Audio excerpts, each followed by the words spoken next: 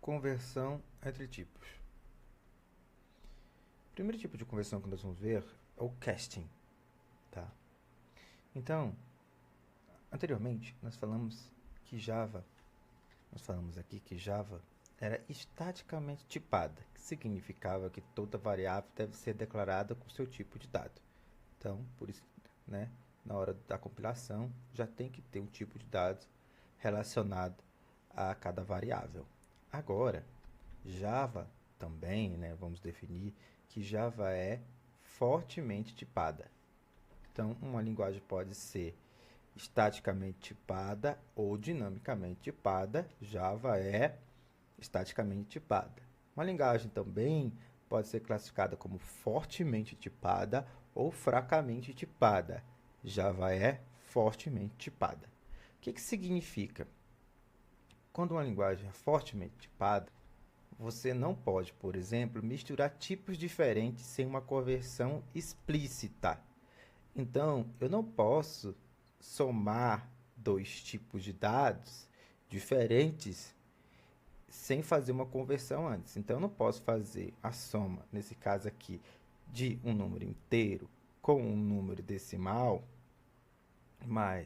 e aqui, número e decimal, sem antes fazer uma conversão do decimal para inteiro, para a gente armazenar nesse inteiro aqui, tá bom? Então, vamos fazer aqui, né? Coloquei meu exemplo 3. Eu vou declarar alguns tipos de variável, inteiro. Vou colocar número 1, tá? Igual a 3. E vou colocar um long, número 2, igual a 4. E vou colocar um double aqui, double, número 3, tá? E eu vou colocar aqui um resultado, que inicialmente eu vou mudar o tipo desse dado desse resultado aqui, só para a gente fazer a soma desses dois números. Então, eu vou colocar int resultado, vou colocar aqui, tá? Primeiro, eu vou fazer um tipo de cache entre dois tipos diferentes, tá? Eu vou colocar que resultado, que é inteiro, vai receber num 1 mais num 3. Num 3. Isso vai dar esse errinho aqui. Por quê? Como Java ele é fortemente tipado, eu tenho sempre que forçar esse tipo, tá? Olha só, eu estou dizendo que essa variável aqui ela é inteira, essa aqui também é inteira, mas essa aqui é double, tá? Vou até colocar aqui ponto 5, tá? Para ficar mais claro. Quando a gente não coloca nada aqui, vai ficar 4.0, mas aqui 4.5. Então, eu estou dizendo que eu vou ter 4.5 mais 3, que vai dar 7.5. 7.5, na verdade, ela é um tipo de dado real, double, certo? Então, como é que eu vou colocar 7.5 dentro de um inteiro? Não tem. Então, Java exige que eu faça um casting, né? Converter essa variável aqui para ela caber aqui dentro.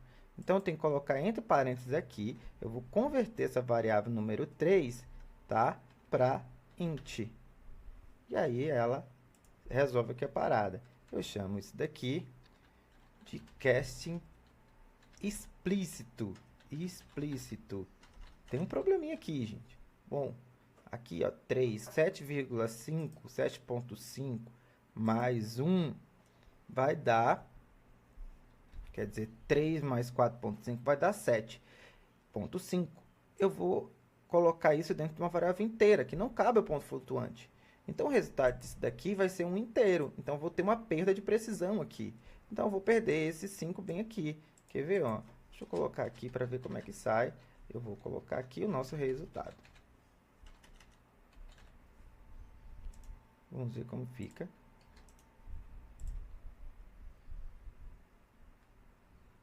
Olha aí, perdemos o resultado.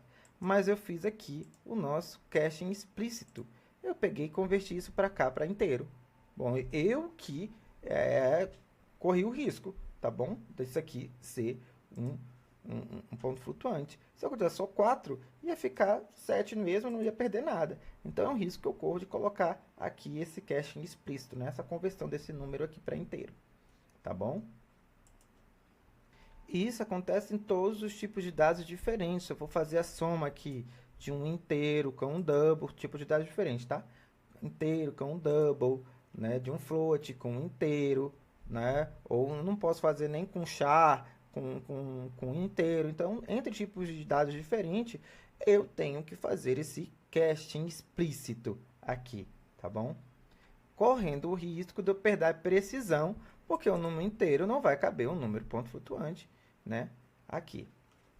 E aí, ó, eu vou tirar esse daqui só para mostrar a mensagenzinha de erro que dá aqui. Quando você tem esse tipo de coisa, você clica aqui em cima, ele vai te dizer assim, ó, cache do número 2, tá bom? Aqui. É engraçado que ele não colocou possible loss of loss conversion from double to int, ó, possible loss. Então ele colocou aqui que pode ter uma perda de precisão. Agora, eu vou fazer um tipo de cache que existe dentro do próprio tipo de dados. Por exemplo, um inteiro cabe uma quantidade de bits. Um long cabe mais do que um int. E um byte cabe menos do que um int. Então, se você ficar somando entre os dois e armazenar em um desses tipos, você pode perder dados também. Só que, se eu tenho um dado long, eu não consigo armazenar ele no inteiro, sem perder precisão. Agora, o contrário, eu consigo. Eu consigo colocar um inteiro dentro de um long. E eu também posso colocar um byte dentro de um int. Então, eu vou colocar bem aqui, ó. Vou colocar um byte aqui. Bem aqui em cima. Byte igual 3. Ali tem 3, eu vou colocar 5 bem aqui. Vou fazer isso daqui. E agora, o meu resultado, eu vou colocar num 1 mais num 4, que eu ainda não coloquei ali em cima, né? Bem aqui. Olha só, gente. Aqui, meu int ainda é resultado. Aqui aconteceu um cache implícito, tá? Por quê? Eu vou somar os dois aqui, não vai dar nenhum problema, tá? Porque os dois são inteiros. Só que o nosso número 4 é menor do que o int, então ele cabe dentro do int, que é resultado, tá bom? Então, o que poderia ser um problema seria se fosse um long, tá? Ó, um long aqui, eu vou colocar aqui o máximo que o long possa. Vou colocar aqui, ó, eu coloquei aqui que o número 1, que é 3, e o número 5, que é esse monte de números aqui, acho que é um, deixa eu ver, 10 milhões. Eu quero armazenar dentro de um int, mas int não cabe 10 milhões. Ele tem uma quantidade aqui, eu mostrei aqui, ó. Ele tem uma quantidade de bits que ele cabe aqui dentro, 32 bits. Você vai ver que isso daqui não cabe 1 milhão aqui dentro. Só o long, a partir do long que consegue. Então, eu tenho que fazer um cache também aqui. Eu vou transformar esse meu long para um int, e aí ele consegue vir aqui para dentro e eu consigo mostrar aqui o resultado. Possivelmente perdendo precisão, tá?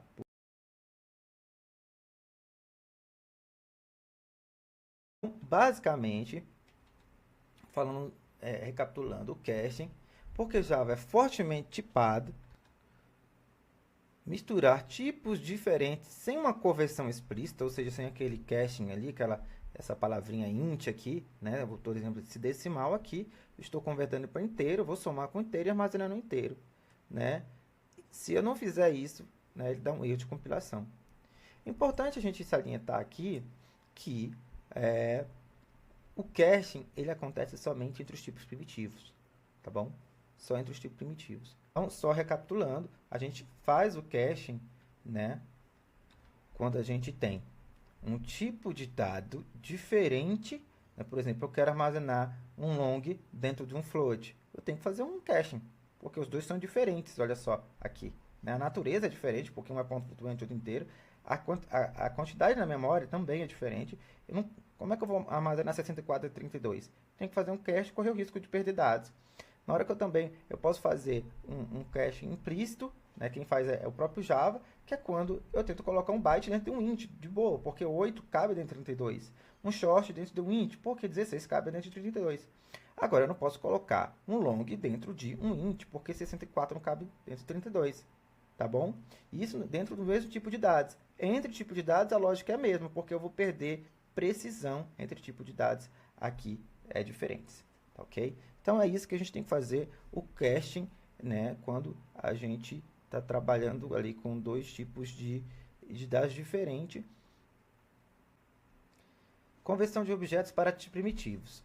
A gente aqui, pessoal, só viu o exemplo de tipos primitivos aqui, tá? Conversão de double para int, de long para int. Mas a gente também pode ter de um tipo objeto, e a gente vai usar muito isso aqui, que é, por enquanto, por mais que a gente não saiba o que é um objeto, a gente vai estar utilizando um objeto que é string.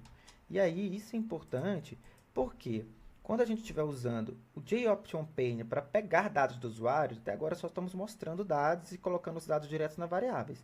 Mas quando nós precisarmos pegar esses dados do usuário, e se a gente estiver usando qualquer recurso de interface do Java, quando a gente está usando o recurso Java de interface gráfica, qualquer coisa que apareça na tela, ela vem como texto.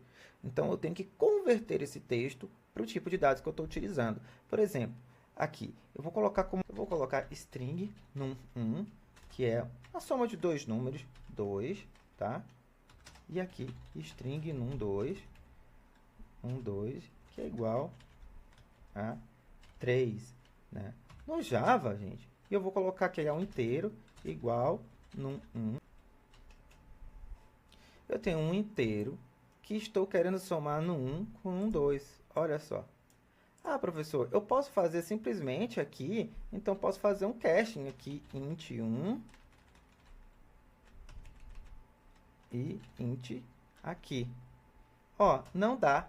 Não dá para fazer um caching aqui, porque esses dois dados aqui, eles não são primitivos. Eles são objetos, porque string é objetos, tá?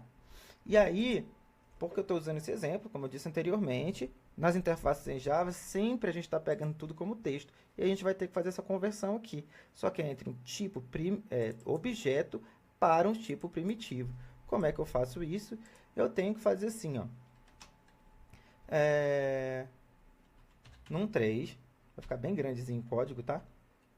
Eu vou colocar, se esse daqui é o inteiro, esse daqui é um inteiro, então eu vou colocar integer.parseInt, e aí eu coloco a variável que eu quero passar. Tá? Que nesse caso é 1. Mais integer.parse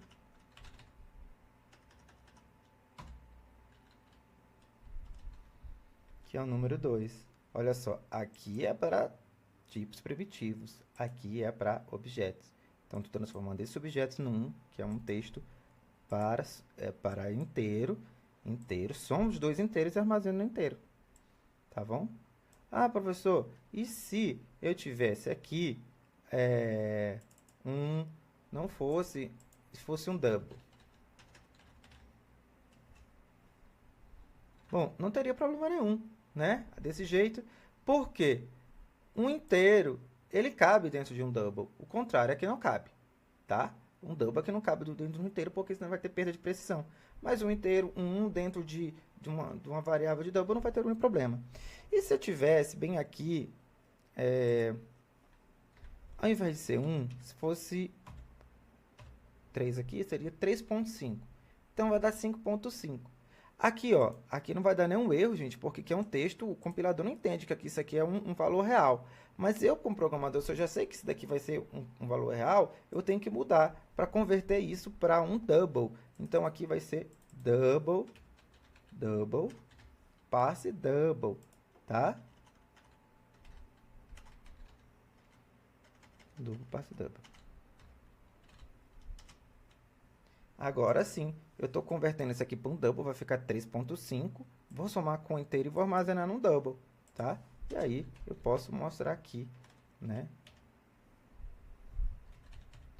Num 3.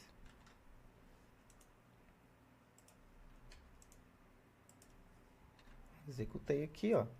Vou ver 5.5, porque a conversão foi correta, tá? Então, sempre que eu tiver com uma string, tá? Que é aqui, que é um objeto, eu tenho que usar essa forma de conversão do tipo de um objeto para o primitivo. Integer.parseInt, double passe double, longer.passe long, double, float, passe float. Vai mudar, só vai mudar a primeira letra aqui e essa segunda, tá? Convertendo de um objeto para tipo primitivo. Nesse caso aqui, a gente está convertendo de uma string para inteiro, uma string para double, tá? Mais à frente, quando a gente falar sobre entradas de dados, eu vou mostrar como o JupyterPane lida com isso daqui, tá?